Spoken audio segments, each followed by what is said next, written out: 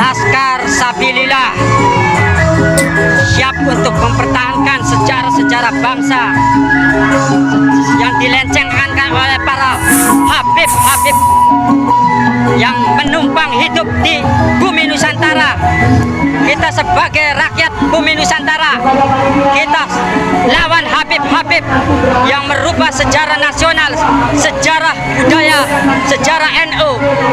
Inilah masyarakat Astana Japura siap untuk melawan para habaib-habaib.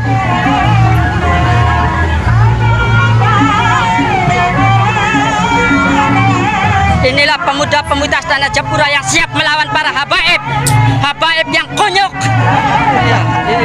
yang selalu melencengkan sejarah nasional, sejarah budaya, sejarah NU. Kita warga Astana Japura siap melawan. Inilah budaya kita, budaya Japura. Nih.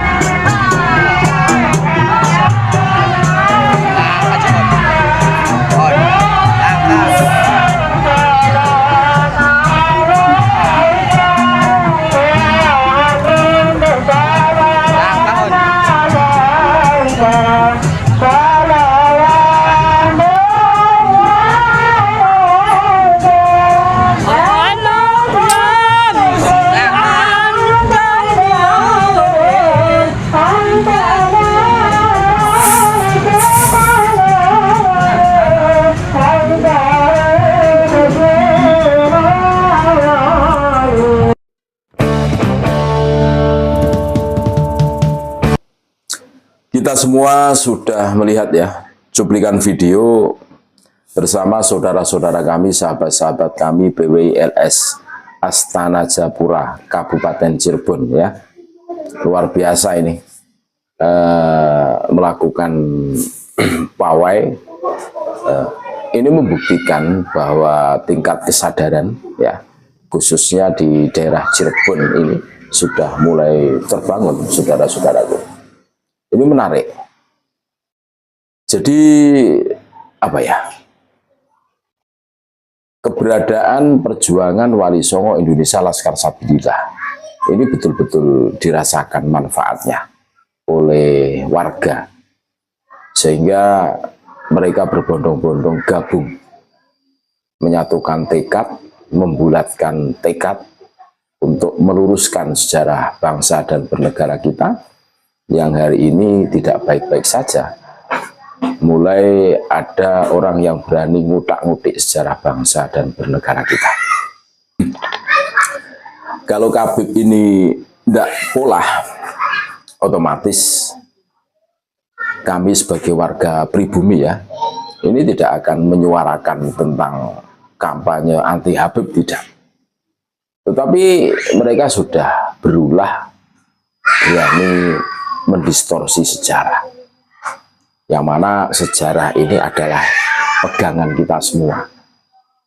Bagaimana Indonesia merdeka, siapa tokoh di balik kemerdekaan Indonesia. Pada saat semua itu mengamini, mengiyakan bahwa yang berjasa besar adalah pribumi Nusantara dengan darah, nyawa, semuanya dikorbankan untuk memerdekakan kita. Lah kok hari ini ada orang yang mengaku-ngaku sebagai pahlawan. Tentu itu adalah pahlawan kesiangan, karena tidak terekam sejarah mereka, leluhur mereka sebagai pahlawan di Nusantara. Ini loh yang menjadi tanggung jawab kita semua. Kita harus bangkit, kita harus marah kalau hari ini kita melihat kepungan Bani Alwi membelokkan sejarah, kita diam saja, berarti sama saja mendukungnya. Nah, termasuk ini salah satu bentuk kemarin di Tulungagung ya, tanggal 13 Desember 2024, hari Jumat kemarin. Nah, ini sama ini, hari Jumat kemarin. Di Astana Japura Kabupaten Cirebon ini PWI-LS juga mengadakan semacam arak-arakan ya, kirab budaya lah. Di situ itu pesan moralnya itu memberikan edukasi kepada warga. bahwa Khabib itu isinya ngibul semua, termasuk mengaku sebagai cucu Nabi. Itu yang ngibul. Yo tidak bisa membuktikan sih. Kecuali kalau mereka itu konsekuen dengan pengakuannya, bisa membuktikan. Ya sampai detik ini mereka tidak bisa membuktikan. Bisanya cuma marah-marah, kan gitu, ngancam-ngancam, kan gitu. Nah, ini menarik. PWILS itu bisa dirasakan manfaatnya oleh umat, oleh warga, sehingga mereka berbondong-bondong. Jadi kalau urusan menjaga sejarah bangsa dan bernegara kita, ini tanggung jawab kita bareng-bareng. Kita diwarisi Indonesia oleh leluhur kita yang sudah merdeka ini. Ini harus betul-betul kita jaga. Apapun sesuatu yang ada di Indonesia ini harus betul-betul kita jaga. Jangan sampai sesuatu yang ada di Indonesia ini dirubah seenak semaunya sendiri oleh golongan orang-orang yang mempunyai kepentingan.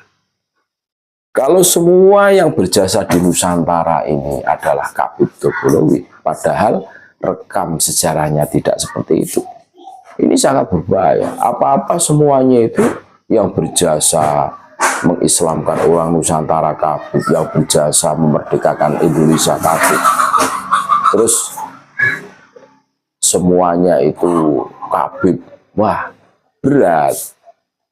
Terus pribumi kita mau dikemanakan? Padahal mereka itu terkenal sejarahnya. Eksodus yang dibawa oleh Belanda, yang didatangkan dari Yaman ke Indonesia, eksodus. Untuk apa? Dalam rangka membendung atau meredam perlawanan kaum pribumi pasca Perang Jawa atau Perang Diponegoro. Ini yang harus kita cermati. Makanya rekam jejak mereka, kaum Banglawi itu, seperti Usman bin Yahya, itu kan bekerja sama dengan Belanda, toh? Iya, mendapatkan gaji dari Belanda. Loh, terus mereka bikin narasi itu dalam rangka strategi Usman bin Yahya untuk melindungi pribumi. Strategi apa? Belanda itu memangnya orang bodoh, kumpulan orang-orang bodoh, 350 tahun menjajah Nusantara.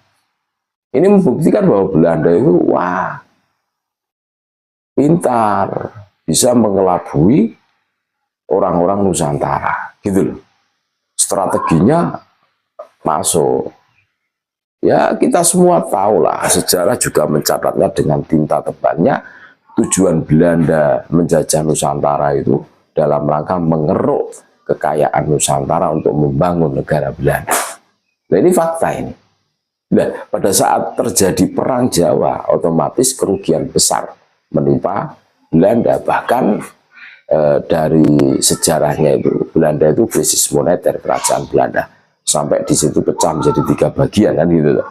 Nah, Belanda tidak mau kejadian itu terulang lagi. Nah, makanya ada mata-mata intelijen dari Belanda namanya Senokor Gronje, disusupkan, disekolahkan di Arab sana, di Mekah, hafal Quran, hafal hadis, wah luar biasa.